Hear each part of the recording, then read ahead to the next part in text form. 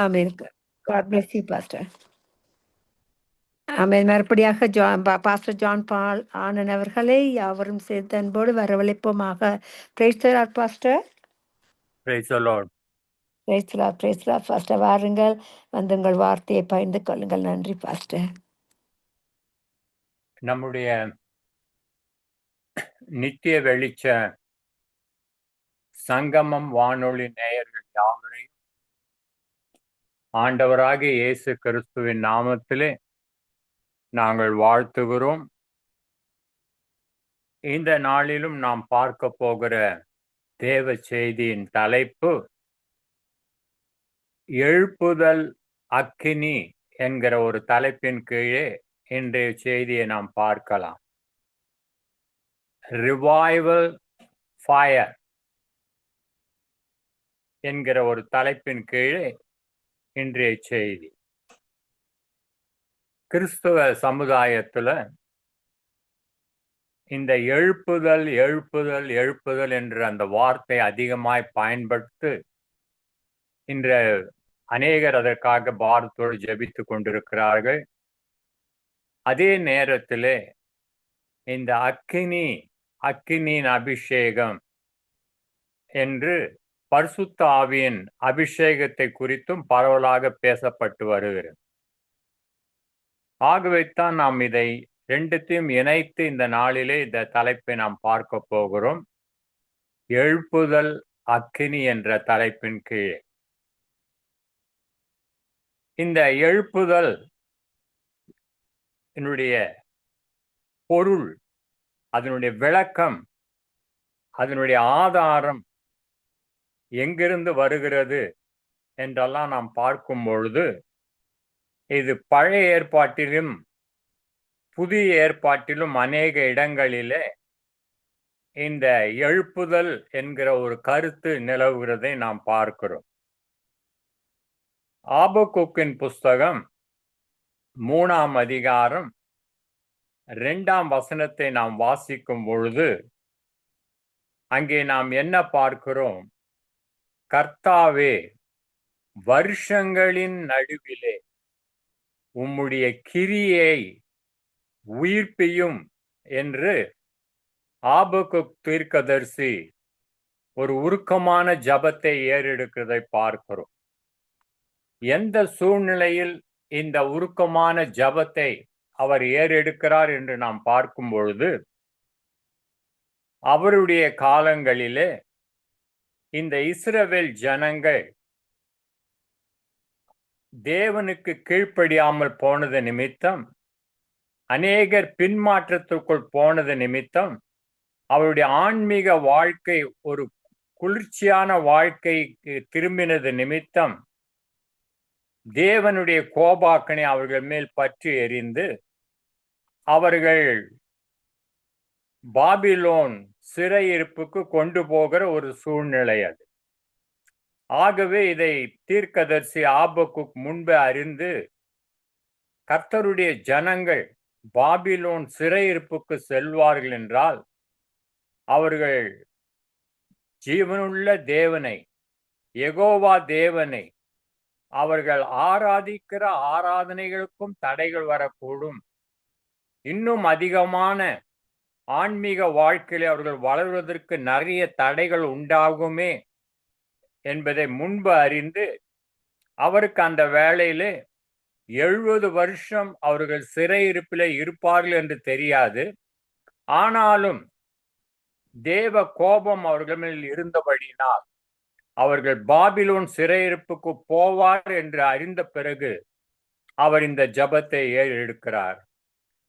வருஷங்கள் நடுவே உம்முடைய கிரியை உயிர்ப்பியும் கர்த்தாவே என்று ஜெபிக்கிறார். இது மாத்திரமல்ல, நாம் சங்கீதங்களின் புஸ்தகம் 85:6 வாசிப்போம் என்றால் அவர்கள் கர்த்தருடைய ஜனங்கள் 70 வருஷம் பாபிலோன் சிறையிருப்புக்கு பிறகு வருகிறார்கள்.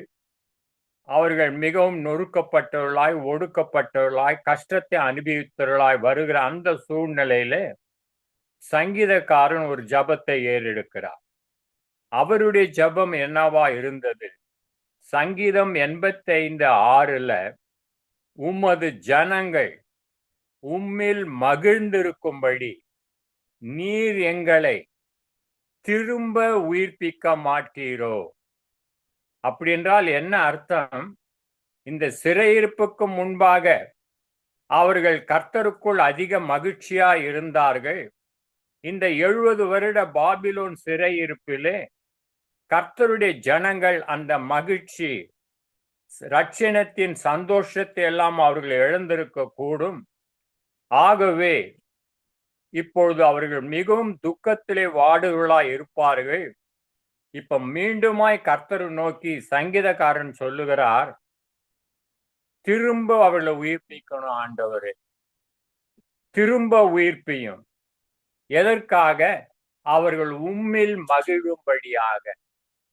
இன்றைக்கு கூட கிறிஸ்துவ சமுதாயத்திலே ஆதி அன்பு என்று சொல்லப்படுகிறதான வேளையிலே இயேசு கிறிஸ்துவின் நாமத்திலே அவர்கள் பாவம் மன்னிப்பாகிய ரட்சிப்பை பெறும் நாட்களிலே மிகுந்த ஆனந்த களிப்போடு சந்தோஷத்தோடு கர்த்தரை தேடுகிறவர்களாய், வேதம் வாசிக்கிறவர்களாய், ஆலயத்துக்கு செல்லுகிறவர்களாய், சாட்சி சொல்லுகிறவர்களாய், எல்லா இடத்திலும் சுவிசேஷத்தை அறிவிக்கிறவர்களாய், அது ஆதி அன்பிலே நிறைந்து மகிழ்ந்த மக்கள் உண்டு.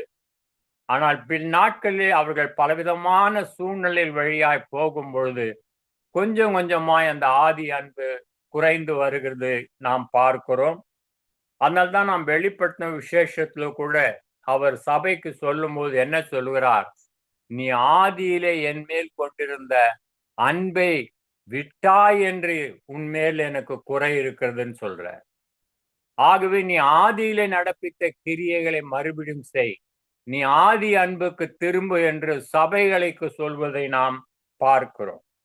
இதே போல்தான் இந்த ஜனங்கள் அந்த சிறையிருப்பின் நாட்களிலே 70 வருஷம் அவர்கள் யெகோவா தேவன் ஆராதிக்க தவறியிருக்க கூடும். பலவிதமான நெருக்கங்கள் மத்தியிலே ஆன்மீக வாழ்க்கை மிகவும் பாதிக்கப்பட்டிருக்கும். மக்கள் சந்தோஷத்தை, அவருடைய பிரசன்னத்திலே உண்டாகிற மகிழ்ச்சியை இழந்திருப்பார்கள். அவர்களை திரும்பவும் உயிர்ப்பியும் என்று சொல்லுகிறார். ரிவைவ் என்ற வார்த்தை பயன்படுகிறது. ஓ லார்ட், ரிவைவ் யுவர் வேர்ட். அப்போ எழுப்புதல், ரிவைவல் என்பது ரிவைவ் பண்றது, உயிர்ப்பித்தல். செத்த நிலையில் இருக்கிறவர்களை மறுபடியுமாய் உயிர்ப்பிக்க செய்தல் தான் இந்த எழுப்புதல் என்கிற ஒரு காரியம்.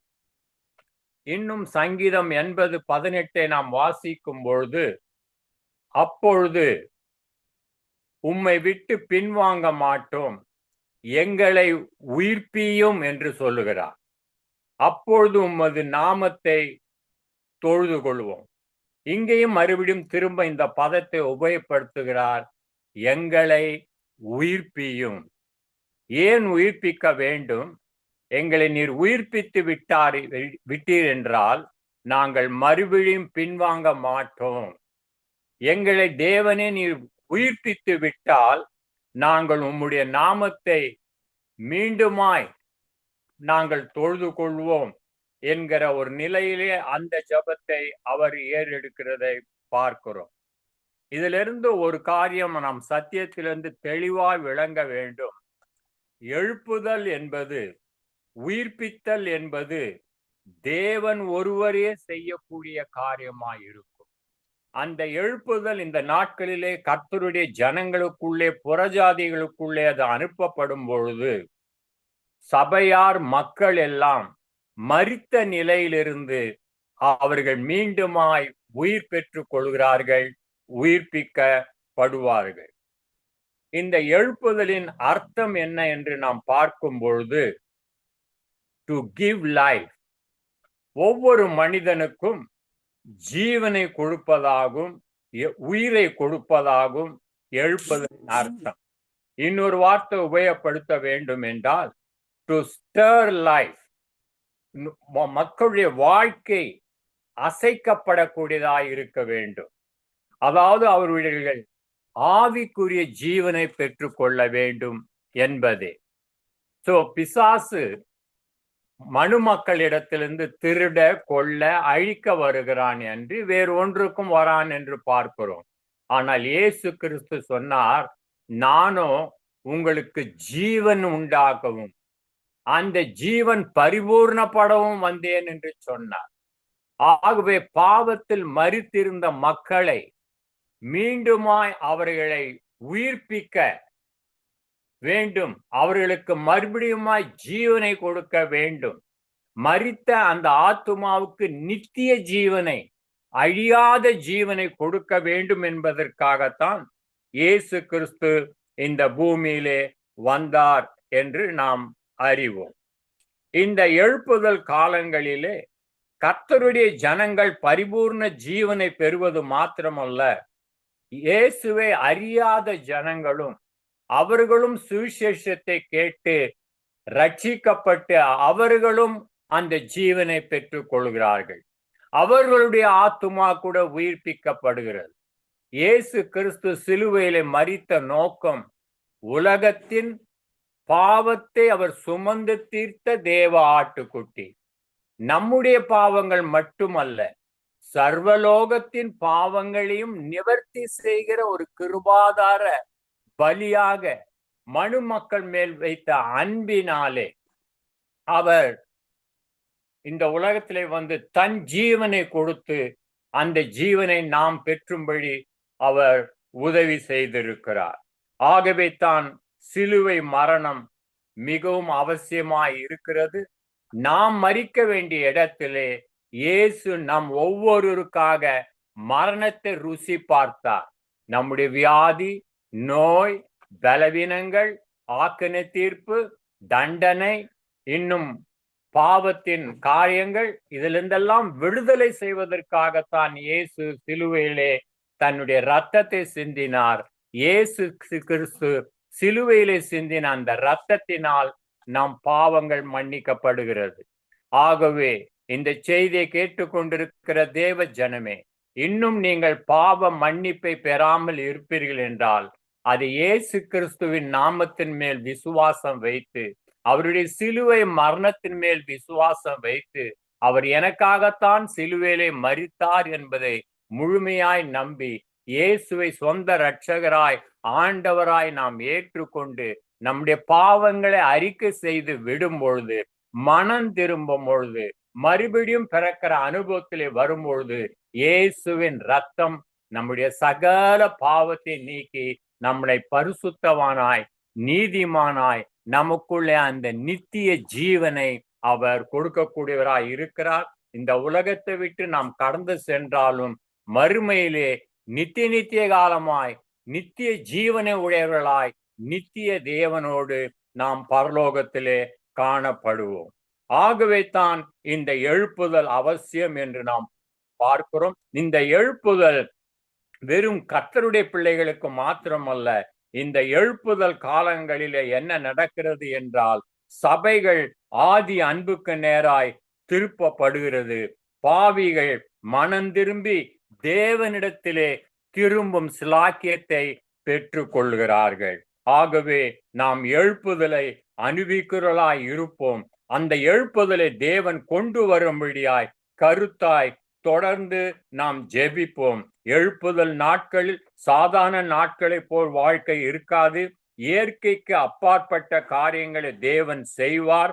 ஆண்டவருடைய சமூகத்தை, அவருடைய பிரசன்னத்தை நாம் அதிகமாய் உணரக்கூடிய நாட்களாய் இருக்கும். நம்முடைய சூழ்நிலைகள் எல்லாம் தேவனுடைய வல்லமையினால் நிரப்பப்பட்டதாய் இருக்கும். இந்த எழுப்புதலுக்காக வேறு சில வேத பதங்களும் பயன்படுத்தப்படுகிறது. அதாவது அவுட்போரிங் ஆஃப் த ஹோலி ஸ்பிரிட் என்று சொல்வார்கள்.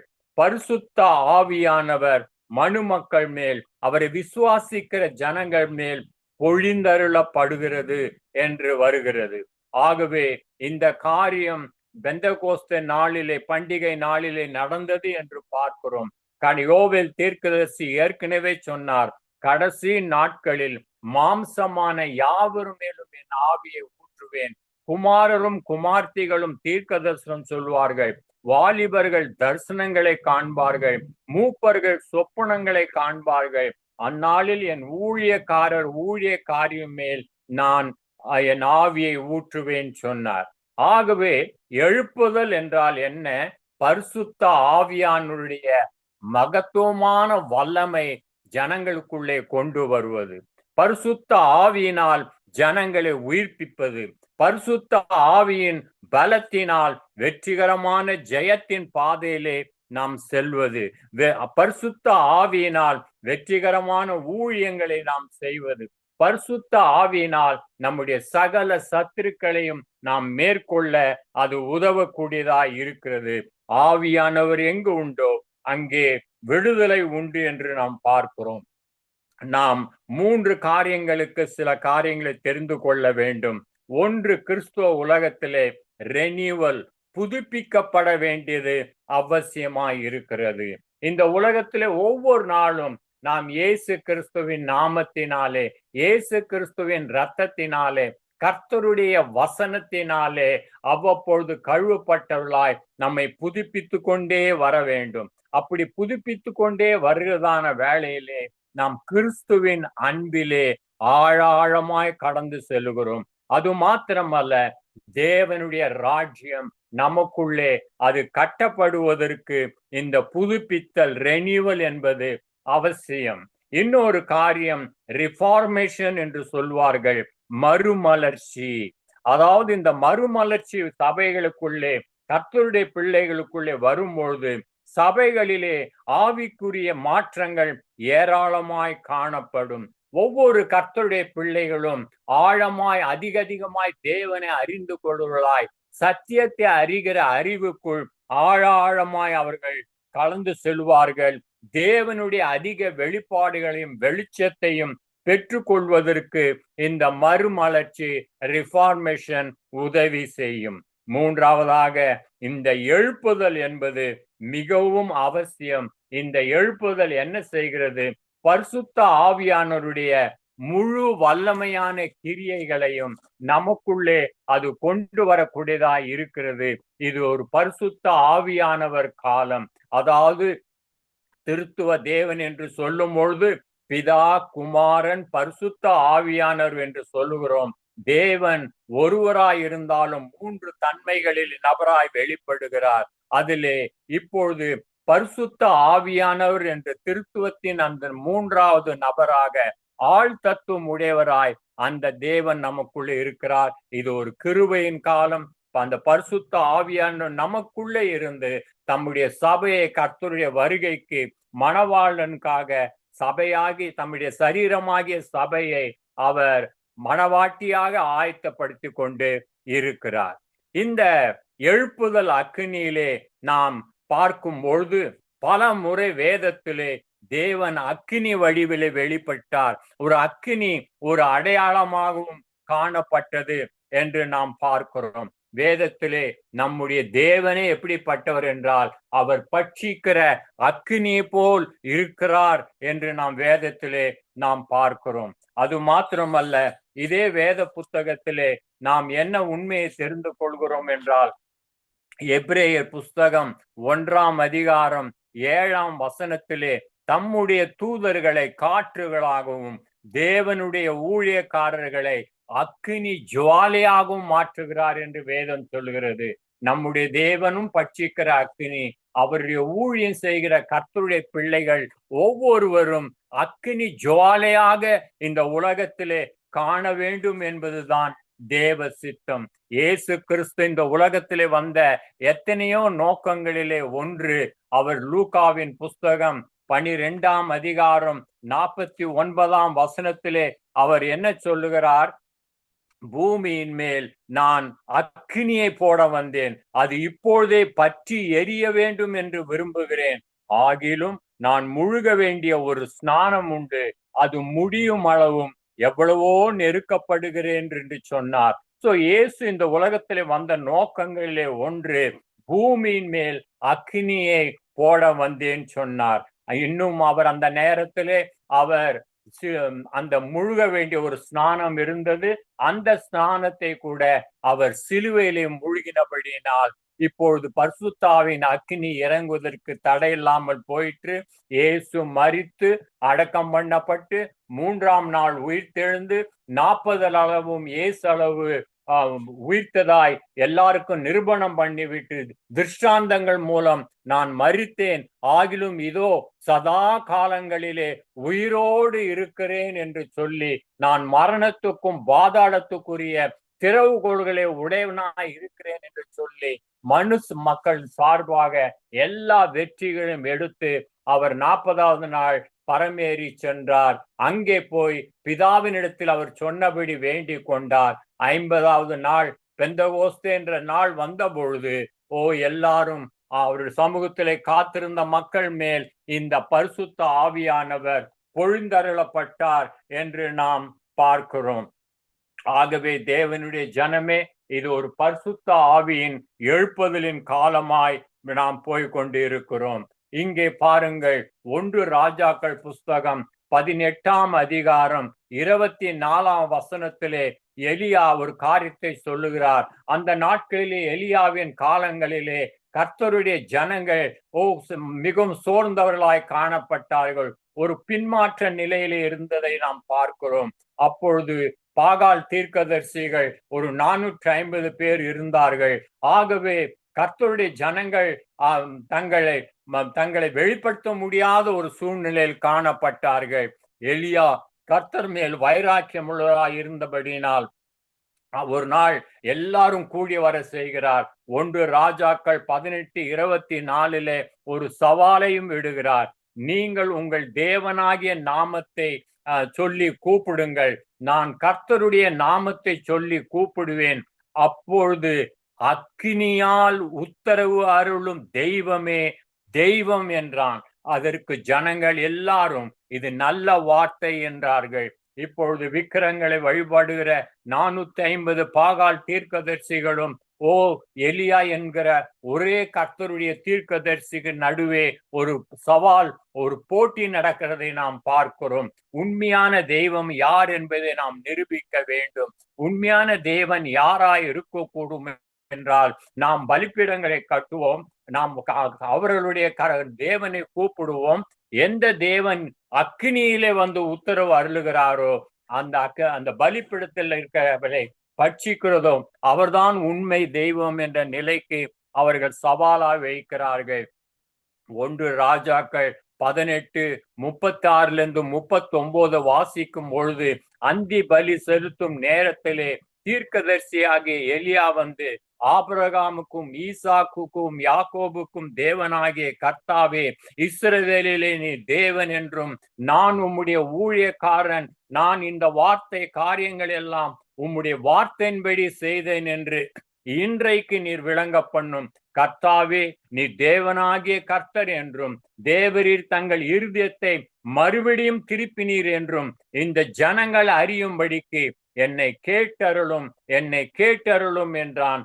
அப்பொழுது கர்த்தரிடத்திலிருந்து அக்கினி இறங்கி அந்த சர்வாங்க தகன பலியையும் விறகுகளையும் கற்களையும் மண்ணையும் பட்சித்து வாய்க்காலில் இருந்த தண்ணீரையும் நக்கி போட்டது.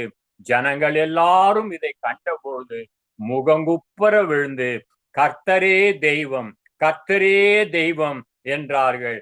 ஆகவே அக்கினியினால் உத்தரவு கொடுத்து தேவன் தன்னை யார் மெய் தேவன் என்பதை அவர் நிரூபித்தார்.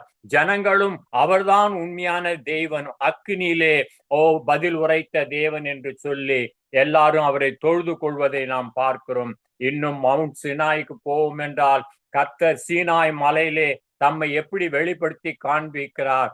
யாத்திராகமம் 19ஆம் அதிகாரம் 18ஆம் வசனத்திலே கர்த்தர் சீனாய் மலையின் மேல் அக்கினியாக வந்து இறங்குறதை நீங்கள் பார்க்கிறீங்க. அது முழுவதும் புகைக்காடாய் இருந்தது. அந்த புகை சூளையின் புகை போல எழும்பிற்று. மலை முழுவதும் மிகவும் அதிர்ந்தது என்று நாம் பார்க்கிறோம். இங்கேயும் கர்த்தர் எப்படி இறங்குகிறாராம்? அக்கினியிலே இறங்கினார். அக்கினியிலே இறங்கி மோசைக்கு அந்த 10 கட்டளைகளை அங்கே கொடுப்பதை பார்க்கிறோம். ஜனங்களும் அந்த அக்கினியின் பிரசன்னத்தை பார்க்கிறார்கள். யாரும் அந்த மலை கிட்ட வர வேண்டாம், ஏனென்றால் கர்த்தர் அக்கினியிலே வந்து சீனாய் மலையிலே இறங்கி இருக்கிறார் என்று அங்கே பார்க்கிறோம். யாத்திராகம புஸ்தகம் 40ஆம் அதிகாரம் 38ஆம் வசனத்திலே நாம் வாசிக்கும் பொழுது அங்கே நாம் என்ன பார்க்கிறோம்? இஸ்ரவேல் வம்சத்தார் பண்ணும் எல்லா பிரயாணங்களிலும் அவர்களுடைய கண்களுக்கு முன்பாக தேவன் பிரதிட்சரமாக பகலிலே மேக ஸ்தம்பம், இரவிலே அக்னி ஸ்தம்பத்தின் மூலம் அந்த வாசஸ்தலத்திலே தங்கியிருந்தது. அந்த வாசஸ்தலத்திலிருந்து மேகம் மேலே எழும்பும் பொழுது இஸ்ரவேல் ஜனங்கள் பிரயாணம் பண்ணினார்கள். மேகம் எழும்பாதிருந்தால் அது எழும்பும் நாள் வரைக்கும் பிரயாணம் பண்ணாமல் இருந்தார்கள். ஆகவே கர்த்தருடைய பிள்ளைகள் கூட வனாந்திரத்திலே இந்த அக்கினி ஸ்தம்பத்தின் மூலமாய் வழி நடத்தப்பட்டார்கள் என்று பார்க்கிறோம். மோசையின் ஆசரிப்பு கூடாரத்துல கூட 40:34 அப்பொழுது ஒரு மேகம் ஆசரிப்பு கூடாரத்தை மூடினது, கர்த்தருடைய மகிமை வாசஸ்தலத்தை நிரப்பிற்று என்று நாம் பார்க்கிறோம். இன்னும் தேவனுடைய ஆலயத்தை கட்டின சாலமோன் காலத்தில கூட இதே அக்னியின் காரியத்தை பார்க்கிறோம். 2 நாளாகும் புஸ்தகம் 7ஆம் அதிகாரம் 1-2 வசனங்களை வாசிக்கும் பொழுது அங்கே கர்த்தருடைய ஆலயம் முழுவதும் அங்கே தேவ மகிமை மேகம் வந்து சூழ்ந்து கொண்டது. கர்த்தர் அக்னி பிரசன்னத்தை அங்கு அனுப்பினார் என்று பார்க்கிறோம். ஆசாரியர்கள் கூட ஊழியம் செய்ய முடியாமல் போயிற்று என்று பார்க்கிறோம். இன்னும் வெளிப்படுத்தின விசேஷம் 15:8 பார்க்கும் பொழுது அப்பொழுது தேவனுடைய மகிமை அவருடைய வல்லமையினாலும் உண்டான புகையினாலே தேவாலயம் நிறைந்தது.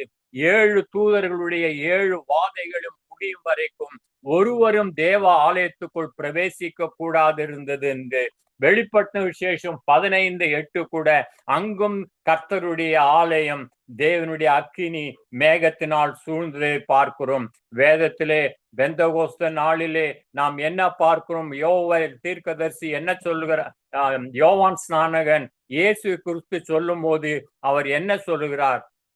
நான் தண்ணீரினால் உங்களுக்கு ஞானஸ்நானம் கொடுக்கிறேன். அந்த இயேசு கிறிஸ்துவோ அவர் பரிசுத்த ஆவியினாலே அக்கினினால உங்களுக்கு ஞான ஸ்நானம் கொடுப்பார் என்று சொன்னார். அதே போல் அப்போஸ்தலர் புஸ்தகம் 2ஆம் அதிகாரம் 1-3 வசனங்களை 1-3 வசனங்களை வாசிக்கும் பொழுது பெந்தகோஸ்தே என்ற நாள் வந்த பொழுது அவர்கள் எல்லாரும் ஒருமனப்பட்டு ஓரிடத்தில் வந்தார்கள். அப்பொழுது பலத்த காற்று அடிக்கிற முழக்கம் போல வானத்திலிருந்து சடுதியாய் ஒரு முழக்கம் உண்டாகி அவர்கள் உட்கார்ந்திருந்த வீடு முழுவதும் நிரப்பிற்று.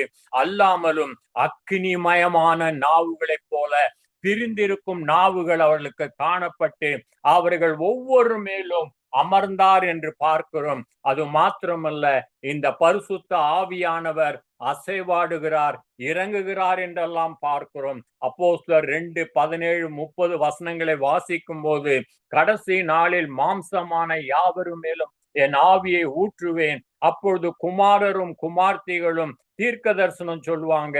உங்க வாலிபர்கள் தரிசனங்களை அடைவார்கள். உங்கள் மூப்பர்கள் சொப்பனங்களை காண்பார்கள். என் ஊழியக்காரர் மேலும் என்னுடைய ஊழியக்காரி மேலும் அந்நாட்களில் என் ஆவியை ஊற்றுவேன். அப்பொழுது அவர்கள் தீர்க்க தரிசனம் சொல்வார்கள் என்று பார்க்கிறோம். இன்னும் அப்போஸ்தலர் புஸ்தகம் 10:44 நாம் பேதுரு பிரசங்கம் பண்ணி கொண்டிருக்கிறார். அப்பொழுது என்ன நடந்தது பாருங்கள். இந்த வார்த்தைகளை பேதுரு பேசிக் கொண்டிருக்கையில் வசனத்தை கேட்டவர்கள் யாவரும் மேலும் பரிசுத்த ஆவியானவர் இறங்கினார் என்று பார்க்கிறோம். ஆகவே கர்த்தருடைய வார்த்தைகளை அக்கினி இருக்கிறது, அது ஆவியாய் இருக்கிறது, அது ஜீவனாய் இருக்கிறது.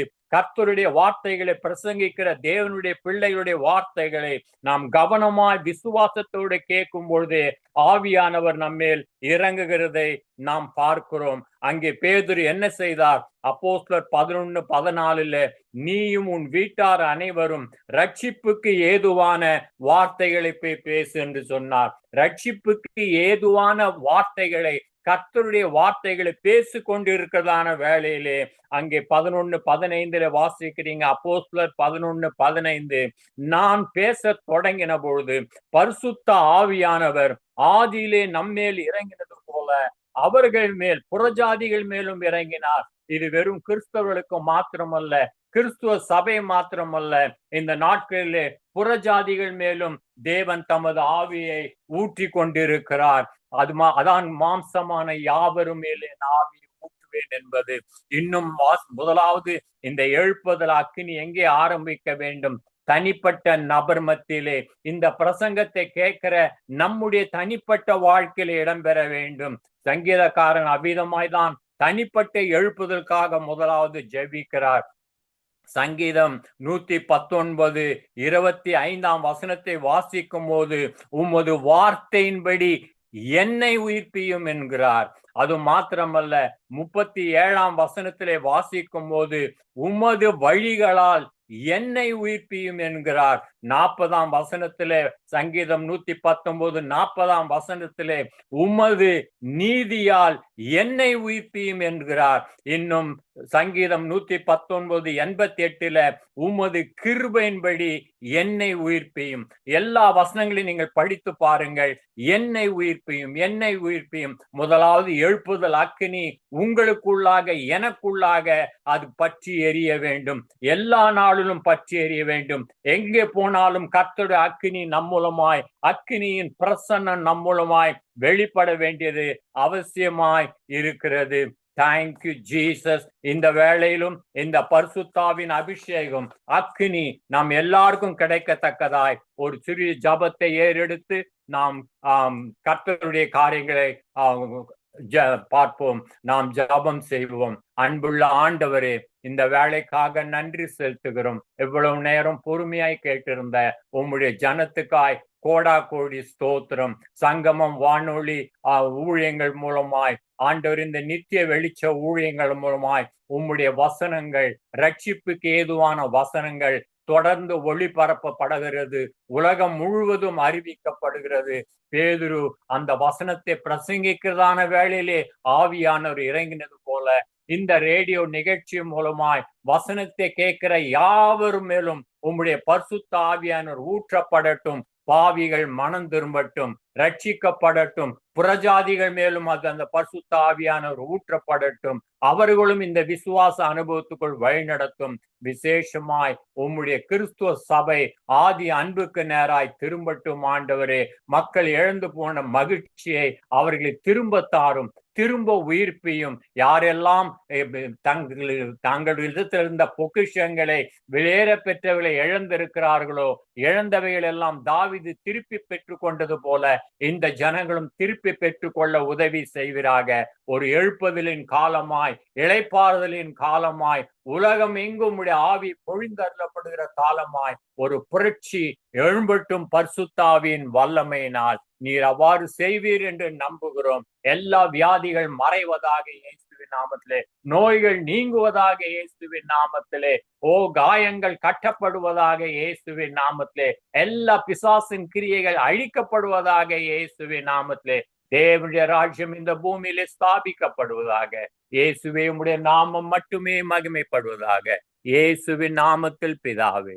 ஆமேன், ஆமேன், ஆமேன்.